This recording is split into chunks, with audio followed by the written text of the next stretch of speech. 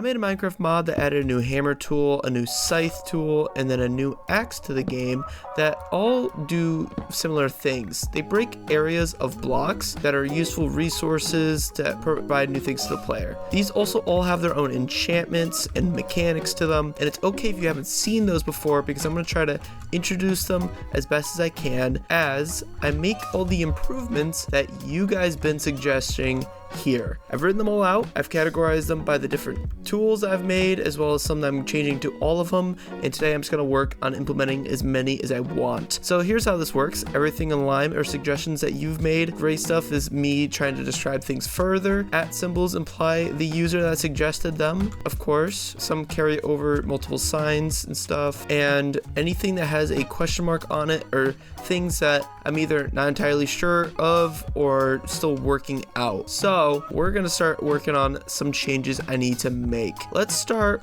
here with the hammer and we'll move to the other tools as we get to them. First change that was suggested was adding silk touch to the hammer. Now I've been thinking about this one because of the question mark if I wanted to do so. However, I think that it makes sense to include it because there are certain things like ores that you would like to get silk touch when you play this game, and forcing you to mine them manually when this hammer exists can be annoying, and I see it as a nice quality of life change in general. So hopefully that's a quick fix. I'm gonna run through the algorithm. Basically, I have written a code that physically manually counts out each block, tells the game to break each one, and then each one gets ran with its own code and a whole thing like that. And I'm gonna see if I can modify how that works to include silk touch. All right, so here we have a silk touch, a magnetism, a vein, and a normal hammer. I'll explain to you all of these. So I've reworked the code. I took all of the breaking parts of the code and made it into one area, and then I just called to that one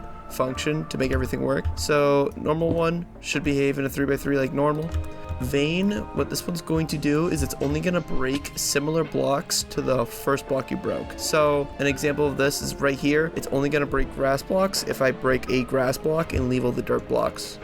Yep, so all the dirt blocks stayed and I only mined grass. Well, that's kind of hard to tell because these turn into dirt, but you get the point, and that seems to work perfectly. Next we have magnetism. What this one is going to do, it's going to teleport all the stuff I mined directly into my inventory, and it worked. Good. Last one we gotta test is silk touch. This is the fully new one. No idea if this is gonna work.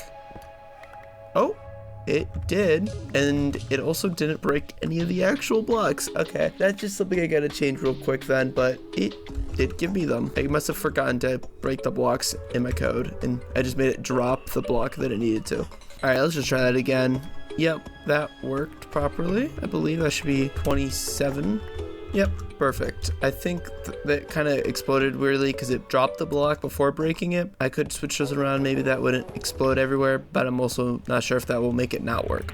Another thing I should mention really quickly, the area breaking thing I do, I count these blocks like manually, individually. The editor that I'm using is getting an update soon that will have that built in, so I won't have to make that code myself. So all of the lag spikes and issues that I was experiencing in all the previous videos with all these big area cleaning, especially with the enchantments that increase that area, should be fixed when that comes out. But the next thing for the hammer is I need to buff its stats. Basically, if you look here, the attack damage and the attack speed. So when I was making the hammer, I don't know why, but I made it way lower damage than both the axe and the sword. I figured it was the idea like it's not that sharp, but it also had super slow attack speed because it's a heavy object. I should make it do way more damage. I don't know why I did that, especially because this tool is meant to be an upgrade to a normal netherite pickaxe. It's used in the recipe even. So yeah, I just gotta buff those real quick and make that something a little bit more usable. All right, so here's a comparison of before, how many hits you would need to do on a zombie. It would be 2, 3, and they're all kind of slower, but that's on purpose. That still feels kind of weak. So here we are with better stats, and now this should only take 2 hits, and it's a little bit slower, but it is double the damage, so it's fair in that sense. And now hopefully it's more viable to be used as a weapon. All right, so now with all those hammer changes done, we're good to move on to the scythe, with the first idea being to turn the scythe into more of a weapon. Kind of a similar thing with the previous idea here, but instead we're going to be turning the scythe into more of a sweeping, wider range attack. So the idea here is it's kind of like a sword with sweeping, where I could hit this one guy and it would hit a bunch in an area. Main difference with sweeping edge, however, is I want the area to be a lot wider and also work with enchantments based on what a sword would usually get. I don't know if I should make sweeping edge compatible because I kind of wanted to already have that built in, but other enchantments like sharpness, looting, stuff like that will be on there just to make it more viable as a weapon. Alright, so here's my first time trying it. As you can, when I swing, as you can hear, it is working, although it's putting the swing attack on my legs, which is kind of funny. Let's see if it does damage. Oh, it did damage all of them, including me. Oh, that's interesting. So it's doing it at my location, which is why the particle's below me. I thought it would do it at the location where I swung. So I have to change that, but it is doing damage to all of them. I also need to make sure it's not just doing one. I think it's doing one to everyone in the area, and then of course some to the one that I'm hitting. I kind of wanted it to do all the damage to everyone, although that is looking kind of difficult from what I was looking into. So yeah, it looks like I just gotta move the location that's being triggered to be the center of what I'm hitting, and then make sure they're all getting the same amount of damage. All right, let's see if I fixed it now. Or just not at all. Back to it. Alright, so I made a new thing here just to hold some zombies for testing, and I got it to work finally. So no matter where I hit in this group, if I hit from the top, from the side, it's always going to hit all three in this 3x3 area. And most importantly, it shouldn't include anyone outside of that area. He's taking damage from the fire and not from the scythe. And everything seems to be working really well. The biggest challenge there was that the editor I'm using doesn't include raycasting for entities, only blocks. So I had to make my own, which is okay, but like I mentioned earlier, there's an update coming for it, and I believe they're adding that, so I can simplify this a lot more. But it's working really well. And in fact, something I want to show you is that it works with reach. So this is now a 5x5, and these guys should be in the area for when I swing, although these aren't included, which is weird, and it doesn't seem to be having effect right now. I gotta look into that because these guys didn't get injured, and I think the only reason why this one's getting injured is because it's the one I'm swinging on, so clearly there's something up there. Alright, so what I've done now is I made reach work with the attack. Let me just go over what reach does. So this is a normal scythe. It's going to break a 3x3 as you expect, but reach 1 will increase this by 1 in every direction. So now this is a 5x5. This will be a 7x7 at level 2, and as you can guess, at a level 3, it's a 9x9, and we'll do all of these. So I just took that and made it work directly with the mobs it's attacking. So this is a 9x9 of zombies, and as you could expect, the normal one will attack the closest 3x3. Reach 1 netherite scythe can hit the 5x5. A reach 2 can hit the 7x7. And a reach 3 will hit the full 9x9. Now, this seems really overpowered, just as you saw me kill all of those guys at the same time, since they're all getting inflicted with the same amount of damage, but it's very costly on the scythe, as you could tell by the durability, but also, you're never going to get mobs that line up that perfectly unless you're in a farm that requires it, which is honestly not even that big of a use case. For some XP farms, it would be really nice to be able to do that, but I think at this stage, it should be okay. I don't know. I could always tone that down if needed to. So the next change I gotta work on is, funnily enough, about reach again. There was a suggestion to make stone and wooden scythes do a smaller area, where instead of doing a 3x3, it would instead do a 2x3. I'm assuming like this for the wood and the stone, and it kind of that way will add incentive to get the other types of scythes because you're not going to get as much out of the smaller ones. I think it makes sense. I mean, with a stone and a wooden pickaxe, you can't mine all the blocks in the world. If you wanted to get diamonds or gold or redstone, you're gonna need an iron pickaxe. So it's kind of like that type of functionality, and should be an easy fix. It just gotta look into how I did that whole selection process and tone that down. I'm assuming it would be similar with the higher levels of reach, where instead of this doing a 5x5, it would do maybe a 3x5, so like that. And I guess it makes sense. It gives another reason to upgrade. So let's do that. I just made so that wooden scythes and stone scythes do that smaller area for harvesting. And I kept iron, gold, diamond, and netherite the same because I consider these on a higher tier level than these ones. What I haven't tried yet is reach enchantments, actually, so let's try that out. It should work with all reach types, except I have some skew in place I was not expecting. Oops. Let me try level 2 on the stone. Yeah, okay, it just seems to be the very first row, and it's by a fair amount. But after that, there should be a 7x7. It's in line for the first block, and then it's 2 blocks over for the rest of them.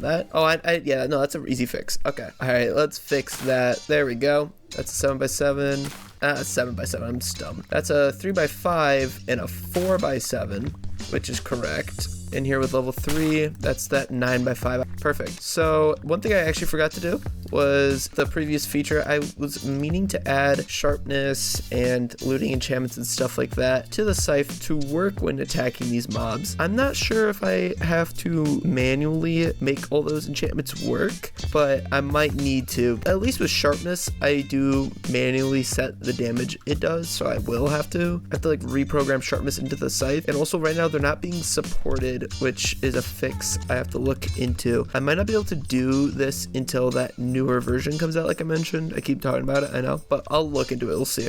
Alright guys, I've just been looking around for a while. It seems like I am going to have to wait for that update before like sharpness and fortune can get in there. But even if I do, I'd have to program all of those systems anyway, and I feel like this item is already overpowered. Like, you're able to deal the same amount of damage that you'd usually do to one to upwards of 81 mobs at the same time. So, I don't know. Something about this makes me think that it's okay not including those, at least for now. That brings me to my next section. Now, the scythe is done. We got some changes to do to the axe that I showed you. So the first thing we need to do is we have to change the algorithm of how we pick blocks to be a little different. Let me show you what it was doing before. Let's take this jungle tree. So this axe chops down most of the tree, but the thing is, with bigger trees, there is a limit on how many blocks it can do. You can increase this with the branch enchantment, but by default, it shouldn't be able to break this full tree.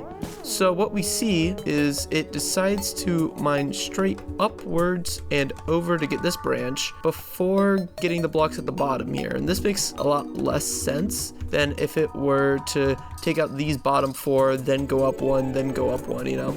As you can see here. So instead of preferring upwards first, I'm gonna make it prefer the ones at the ground level first, and that should improve this by a lot. Let me do that real quick.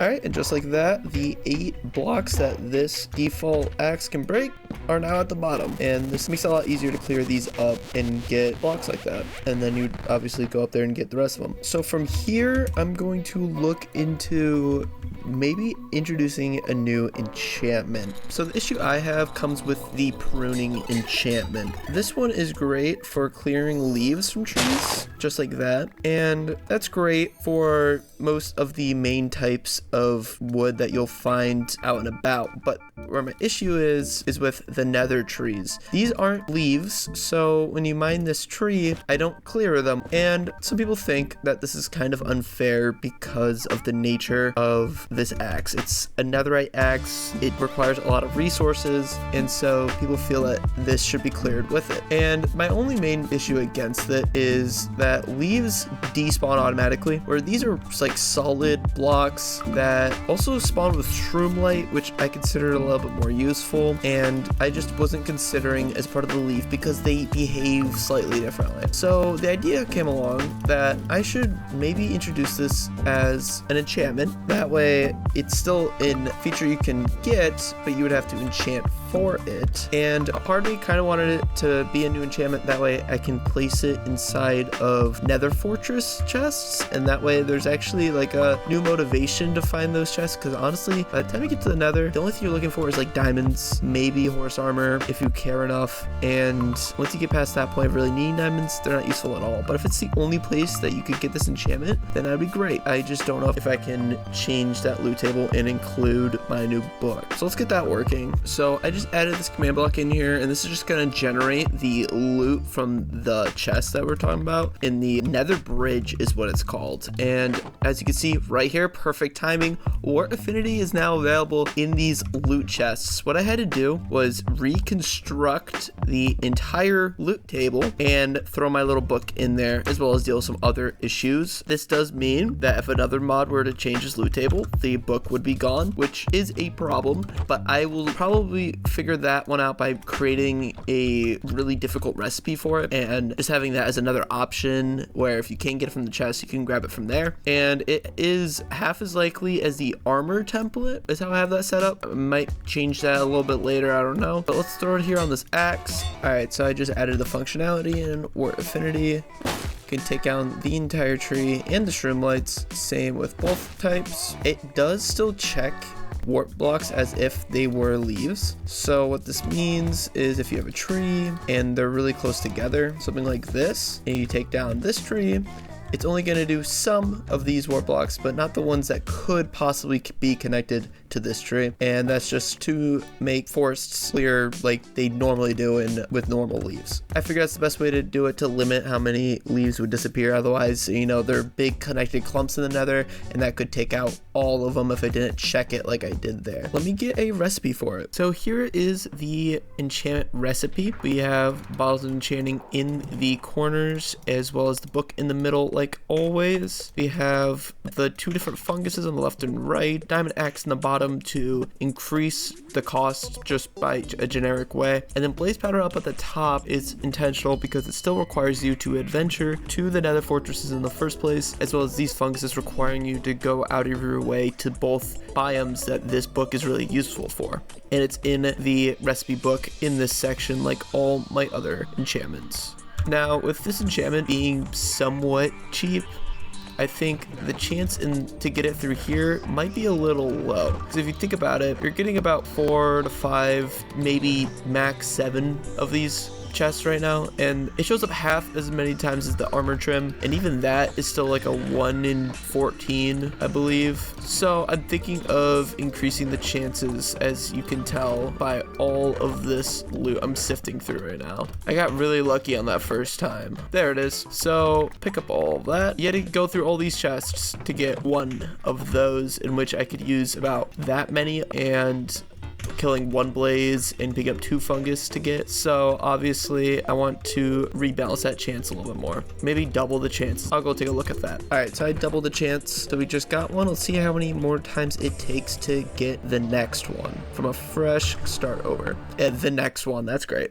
Okay, one more try. 1 and the next one. Okay, it's honestly not that often. 1, 2, 3, 4, 5, 6, 7. There. 1, 2, 3, 4, 5. Yeah, I'm getting pretty lucky, but as you can see, it's a lot more often now, which I think works out well. You should probably get one in a fortress that you find for your tool. So with that done, there's one last thing I kind of want to do with the axe, and that is the art design. It's not the best, and I mentioned it in the video before how it looks really similar to a normal netherite axe, as you could tell. Like, the only difference is purely size, and I think that's not a great look. So I had a lot of suggestions about maybe a handsaw or a chainsaw. I had some issues with those though, because chainsaws aren't very Minecraft like, you know, we don't really have automated power tools, so I wasn't gonna go with that. Handsaw is the better option, but I also didn't know if that really represents the ability to like cut a full tree with a handsaw. The fact I've already stuck with an axe, I feel like I need to just take this axe and improve it in a different way. I'm not sure exactly how, but I'm sure there is something I'm missing. Maybe I should change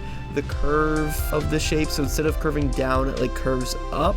that might be an idea to go with. I want to just tinker around, and I'll get back to you with what I have. So here are the changes I made. The left axe is my new texture. The right axe is your normal axe, netherite axe, of course. And as you can tell, I kind of went in a completely different direction. I entirely changed the curve on it, made it go outwards and like both up and down, as well as I actually made it shorter. I don't know if you can tell, but this axe extends out further by a pixel compared to this one, but I kind of had to make the extra room. And I'm gonna immediately say that I like this texture a lot more just because it's very different. Like, you can tell the difference way quicker, and that's honestly more important than any other detail. Another thing I did is there's a little bit of red in the corner. I included that to add more distinction, of course, but it like draws your eye away from that end and more towards the point, which is where it's the most different. So I like it in that way. This axe looks a lot more like something you would find in a hardware store right now, and it's because I was looking at the pictures and I decided to kind of just see if I can get there. So that crosses off this bottom part and in fact closes this section, but there's another section I'm not gonna lie to you I entirely forgot about. The changes I wanted to do to all weapons, but honestly these aren't too hard, and I'm skipping right to the bottom here because this is the really easy one. I want to make it so shift clicking will only break one block. In case you don't want to completely destroy this whole cube, I want to be able to shift and click and not have that happen, because it's just a nice way to keep the functionality of its original tool intact. That way you won't need to also get yourself another pickaxe if you have the hammer, which I could see being annoying because this involves the pickaxe in its crafting recipe and is extremely expensive. So if it couldn't act in both ways, it would detract from it more than support the other item. And of course, another thing, it should work with the scythe. I should be able to only affect one block when I shift click. That one's kind of obvious as well. And with the axe, of course, be able to only break one block. I kind of did this already. Let me see. I didn't do it with the shift clicking, but I made it work with one enchantment already. You see, there's this one called Debarking, and you can maybe guess what it does. But when I right click a tree, it will strip the entire tree. But of course, if I shift right click a tree, it's not going to do them all, and it only does the bottom one. So I'm basically taking this functionality, which I've already done, and bringing it to all three weapons for all of their functionalities, not just, you know, debarking. That should be quick. Let's do it. So here it is with the axe. As you can tell, I have all the enchantments on there, most notably pruning, the one that removes the leaves, because I had to make sure that as I break each of these blocks and only take out one, that when I break the last one, I should still take out all of the leaves because that enchantment is still on there. So let's take that and bring it over to the scythe. And once again, here's a max level scythe, and a shift click here will only break the first block. Of course, it got replanted by the sewing enchantment on there, and then the green thumb will also give it a small chance to get bone mealed, like that. And of course, you already know what reach does. I need to move onto the hammer. And here we go. One block is broken while shifting. Of course, all of the blocks are breaking when I'm not shifting. That is exactly what we wanted to see. Wasn't too hard to do. It was nice. So we have to approach kind of the biggest problem. I know I've been saving it for last. How perfect. Durability for all the tools. We need to talk about this because all of these are extremely powerful in their own way. They are way more efficient than the predecessors. For some cases are directly supposed to be upgrades, and some others are just an entirely new tool that just have really good enchantments. Anyway, either way, they need to have a way to balance them. And for most objects in this game, that is durability. You're rewarded for getting better tools by better durability, as well as some of them just being more capable or having better stats. So from 131 to 250 to 1561, you could tell that durability increases a ton. Just don't mind the fact that netherite only goes up 500. It's supposed to be an upgrade to diamond, so they made it weird. And so durability is one of the most important factors why you upgrade in the first place. So with these tools, when I came to durability, I kind of opted for something different in each case, where the axe is at like 231, which is I think default for netherite tools. Same with the scythe, but then the hammer I actually ended up decreasing as a way to balance it with pickaxes. I honestly probably just forgot to decrease these durabilities when I was setting them in the first place. I probably would have done the same, but that's because durability is an interesting mechanic in this game when it comes to how mending works. Mending, hey. All Minecrafters love and hate this enchantment. It's very divisive. It's great because it makes tools that are really big upgrades a lot more worth it, because it just takes durability out of the equation entirely. If you get low on durability, you just go to a place with XP and it comes right back. People at this point in the game usually have those ways of obtaining a ton of XP. Not saying that the scythe isn't also included in here. It's a little bit of a different story though, because there's different variants. Still a part of this though once you get to this point. And that's great, except in a concept as a whole, durability is flawed because it's not interesting or unique to this game at all. It's introduced as a balancing mechanic that then just gets thrown out the window once you get this little guy in your hands, which is also extremely hard to get in the first place. You're either going to have to go searching tons of chests or farm villagers, your favorite thing to do. Either way, everything around this item is grindy and tedious, and adding 3 more items to get it on has made it worse. Another item in the game that really contributes to this is your favorite elytra. Yes, another very hot button topic in the community. This thing is a great tool for getting around, but has incredibly awful durability, as once again Mojang's way of balancing it, which then of course gets ignored by the mending book, which in it of itself, this relationship makes this a lot more valuable to have, as well as another item that you need your mending for. I can't get rid of mending, and I don't think I would want to, but there is a case to do so. My basic gist is mending and durability in this game as a whole is flawed. So how that interacts with my system, I have my 2 choices. I either stick with what's flawed and just say it's part of the game, or try to develop this entirely new way of interacting with the durability. All right, I think I have an idea that could fix my issues, but it's kind of involved. It took a little bit more time to research everything, because obviously I'm not the first person to realize that this is an issue. And I kind of want to add an item that would be able to do something when it comes to repair. So for an example, the hammer right now can actually be repaired with netherite scrap because it is a netherite tool. I'm not sure if this is true with all netherite tools. It's just something I did with mine at least. And that costed me 8 levels. I can go about, break more blocks, have to repair it again, and now it's 16. As you could probably tell, it doubled from last time, and it's going to double again to 32. As you can see. And yeah, this is gonna get ridiculous because this game keeps it going. 64, yep.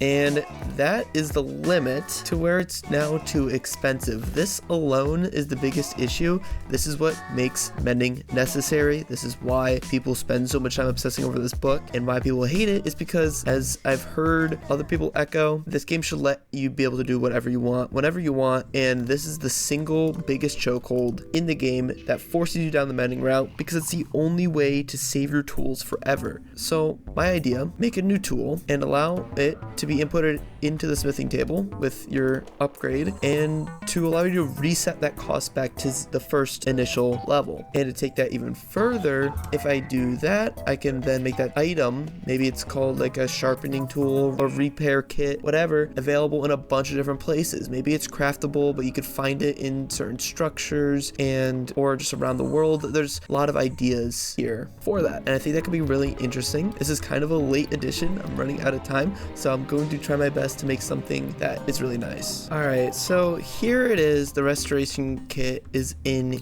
game. I called it that because I didn't like the term repair kit. You'd think that would increase your durability because that's how you repair things in the game, and instead I wanted something that would restore its ability more in that sense. It's an interesting concept for the art. I obviously took some liberties from the smithing template, as I'm kind of considering them both templates, even though that's not really in this item's name. It's really based off of this because it's going in this slot. So maybe I should change it to restoration template. I don't know. I think it's okay as it is right now. There's some shading and stuff on this one that could probably be improved as I try to get closer to what this was doing. Its main goal though is to look like an item that could take something pre-existing and make it better. And as I did that, I also included its recipe. So it's got a recipe that I would consider not too challenging, but still unique in its own way. I threw smooth stone in the middle, and that's because it mimics the art really well, but also because it's a block that fundamentally has some things to it. It's not just throwing cobblestone in the middle. You gotta go smelt that twice, and that just increases the complexity of the recipe. The iron ingots are there for making sure you progress a certain point. It also could use with the theme of this being used while mining, because the other item in here is amethyst shards, which I was kind of like thinking like, oh, what should I even make as like another component of the recipe? And then this hit me in the head and I was like, this is perfect. Amethyst kind of has a musical stance in the game right now. You use them to tune skulk sensors, you use them to breed alloys. It's all like vibrations and stuff. So I wasn't sure exactly how that would fit in with a restorative process, but I wanted something that was just underused in the game already, and we all know that amethyst is underused, and it also is a really good color to complement the gray. Look at the purple in there, it looks really good. It looks like some straight out of a different mod, I know, if you know what I mean. But I still like this recipe. I think it's relatively cheap. It does stack as well. This is going to be a pretty powerful item. It's what's going to take mending into becoming something not mandatory, and it's going to go in here with your tool to then reset its cost. Like I was mentioning earlier, it can make repairing tools beneficial, useful, and an option for later game players, or even not even just for later game, mid games and stuff like that. But now here comes the hardest part. That's functionality. I gotta make this thing work. Oh boy. So I've been working on it for 2 hours, but I think I've gotten the restoration kits working. Thankfully, I was starting to run out of time here. But let's just say there's a big issue with smithing templates, anvils, crafting recipes, all recipes in general. They just suck, okay? It's mainly because the editor I'm using just can't modify vanilla-based processes like these, which sucks when you're trying to make a vanilla-based mod, I know. So we have to kind of find our way around things, which kind of sucks, but I've done it. So let's look here. This axe, enchantment cost is 16 to rename. Usually renaming is only a cost of 1, and it goes up by 1 every time you rename something. This is currently 16 because of all the enchantments on it, but if you throw this down on a crafting table with a restoration kit and one resource that you would use, you hear that sound, bit of particles, and now picking it up, it doesn't look any different, except when you go to modify it, now the enchanting cost is back to 1, like I said it would be. This also works for repairing. So this hammer right now, repairing this hammer is 8. Don't want that. Throw that down. Restoration kit and a scrap does that for you. Put it in here. Boom. Only 1. And I would do it in here if it could work. I know I really wish this would, but it won't for some reason be able to modify specifically repair cost component. That was the toughest part. This is also completely compatible with vanilla items. So this diamond sword has enchanting cost of 8 right now. You can throw that out with a restoration kit and a diamond and it would work, and now it's back to 1. So we have one issue. Scythes do work exactly as you would expect, right? Oh, it's got a cost of 8. Throw this down, repair kit, iron, boom. Now it's only 1.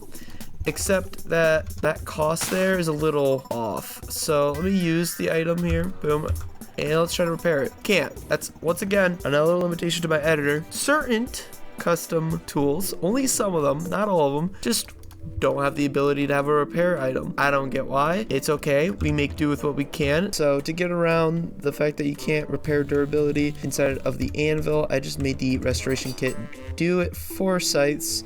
As you see, it works functionally the same. I guess you're technically saving 1 resource by doing it with the restoration kit, but it's fine.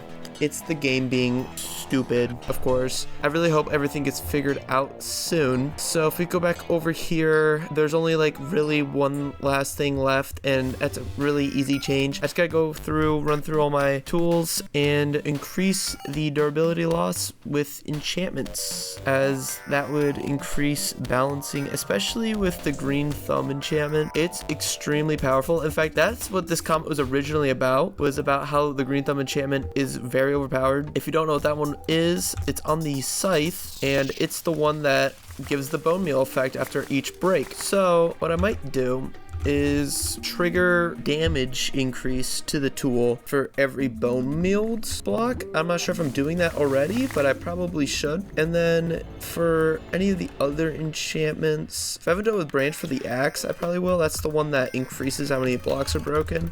Although I think that increases durability just by default because you're breaking more blocks. Maybe magnetism should just cost an extra durability or something. I don't know. It's all in balance, and adding more damage taken is kind of cheap, but with this new repair tool, it should be a lot more manageable. All right, so I just did some of the durability things. So we're at 1812, and now when I hit this, I'm at 1806. It went down 6. I'm so dumb.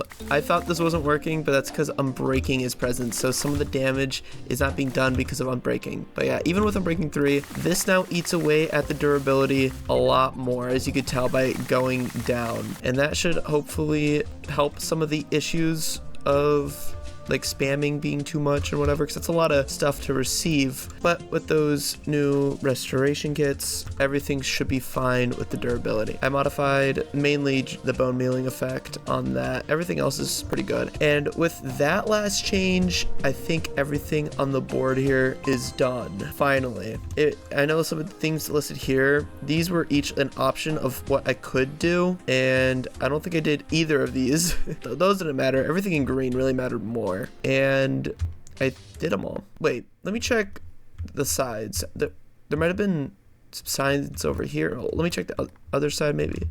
No? There's no signs. What about on this side? Is there any oh. There's another sign. Oh.